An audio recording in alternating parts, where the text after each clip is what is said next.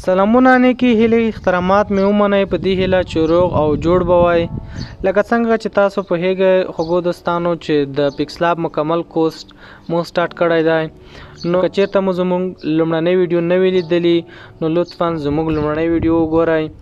نو لاب د زده کړې په دوهمه ویډیو کې به موږ د پاسنۍ کومې لاندې اپشنې چې پاتې وي دا به زر وایو انشاءالله بیا لاندنۍ اپشنې ته راځو لاندنۍ اپشنې هم ډېر ښه اپشنې د ډیزاین لپاره نو پاسنۍ اپشن باندې موږ پیل کوو لومړی پاسنۍ اپشن چې تاسو لاندې وینئ د پنسل نښه په دې باندې به تاسو کلیک وکړئ کله مو چې کلیک وکړ نو دلته شپږ اپشن دلته اضافه کیږي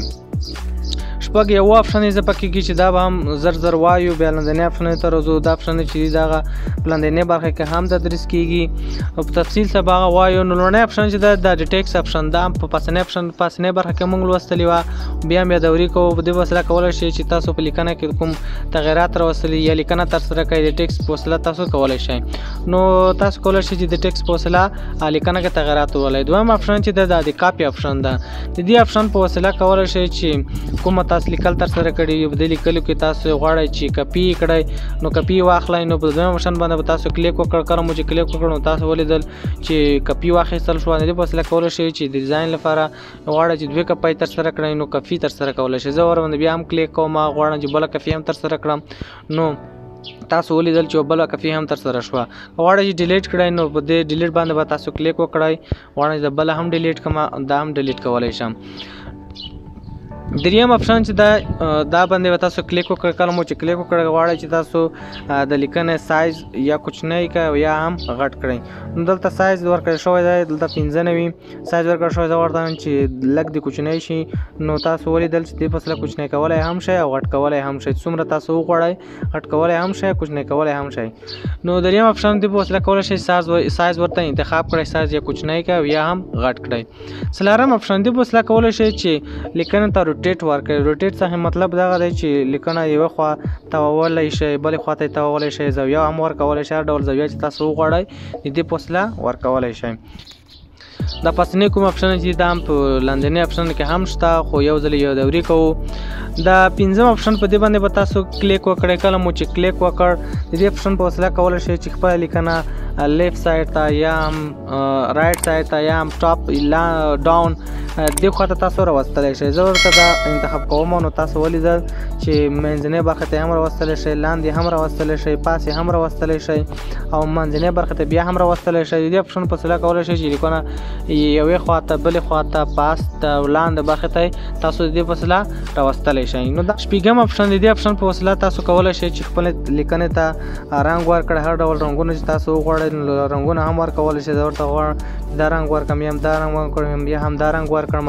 دا هم په تفصیل سره وایو لاندنۍ اپشن کې دې اپشن شته او ګریډینټ په دې وسیله هم کولی شئ ګریډینټ په وسیله کولی شئ چې لیکنو ته نوره رنګونه هم ورکړئ نو دا هم په تفصیل سره لاندنۍ اپشن کې تدریسوو د لاندنۍ دوه اپشن چې دي دا باک فارورډ او فرانټ فارورډ دې په وسیله هم کولی شئ چې یوه لیکنه غواړئ چې مخ ته راشي یا هم شاته دې راشي دا هم په لاندنۍ اپشنو کې موږ تدریسوو نو دا هغه څو اپشنونه وي چې موږ درته تدریس کړې نو دویم اپشن دې په وسیله کولی شئ چې کومه لیکنه تاسو ترسره کړې وي هغه ډیلیټ کړئ نو په دې باندې ډیلیټ باندې به کلیک وکړئ اوکې باندې به کلیک وکړئ تاسو ولیدل چې لیکنه ډیلیټ شوه زه غواړم چې دلته دویم اپشن په دې باندې تاسو کولی شئ چې کومه لیکنه کې تاسو تغیرات راوستلي تغیرات غواړئ چې ختم کړئ یا هم شاته لاړ شئ یا هم د دې اپشن په وسیله تاسو کولی شئ چې یوه لیکنه شاته لاړ شئ زه غواړم چې دا لیکنه یو ځل کپي کړم کپي مې تاسو کلیک وکړل غواړم چې دا کپي بیا هم ختم کړم نو په دې دویم اپشن باندې تاسو کلیک وکړئ نو کپي به ختم شي نو تاسو کولی شئ چې لیکنې تاسو ته یا باک یا شاته تاسو د دې اپشن په وسیله راوستلی شئ په تفصیل سره لاندنۍ برخه کې لولو دریم اپشن چې دی دا د زوم اپشن دی دې په وسیله کولی شئ چې خپله لیکنه رانږدې کړئ یا هم کوچنی کړئ نو په زوم باندې به تاسو کلیک وکړئ او په خپل دوه ګوتو به داسې خپله لیکنه رانږدې کړئ تر 500% پورې به دلته تاسو لیکنه کولی شئ چې لیکنه زوم د دې هم د استعمال ځایونه په لاندنۍ اپشنو کې په تفصیل سره وایو نو په پنځم د دوی اپشن پاتې شوی د اپشن په وسیله کولی شئ چې تاسو لیکنه ته خپل ګرین لاین ورکړئ یعنې کرښه یا کوم لیکنه مو ترسره کړې وه لیکنه کې خپل یوه کرښه ورکړئ د هغې کرښې مطابق خپل لیکنه ترتیب کړئ نو اخرنی اپشن په دې باندې به تاسو کلیک وکړئ کله مو چې کلیک وکړ نو نو تاسو کولای شئ چې د دې یا د لیکنه مونږ تر سره کړی ډیلیټ کولای هم شئ او همدارنګه ترې لاک کولای هم شئ. کله مو چې د لاک باندې کلیک وکړ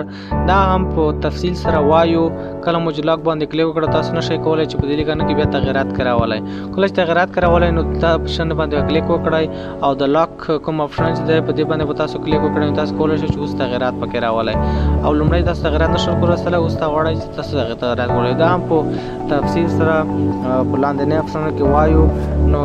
نو لاندنۍ آپشن به ان شاء الله سبا ته پیل کوو. دا ډېرې مهمه آپشن دي چې دې آپشن به ان شاء الله موږ سبا ته په تفصیل سره دا لاندنۍ آپشن وایو. که چېرته موږ ویډیو خوښه شوې وي